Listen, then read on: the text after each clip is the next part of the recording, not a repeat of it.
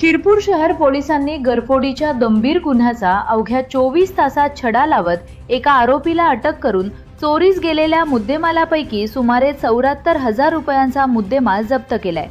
मिळालेल्या माहितीनुसार दिनांक 1 जुलै 2026 रोजी रात्रीच्या सुमारास फिर्यादी यांच्या घराच्या दरवाजाची कडी कोयंडा उचकटून अज्ञात चोरट्याने घरात प्रवेश केला।